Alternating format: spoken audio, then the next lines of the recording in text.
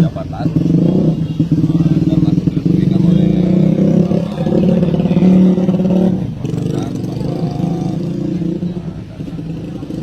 ya kita akan gitu juga kalau harapan presiden itu ya untuk pemberdayaan aja ya lokal untuk bagi UMKM juga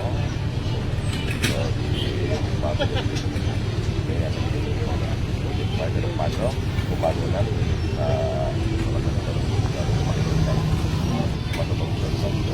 jadi mungkin masih perlu biaya karena memang kalau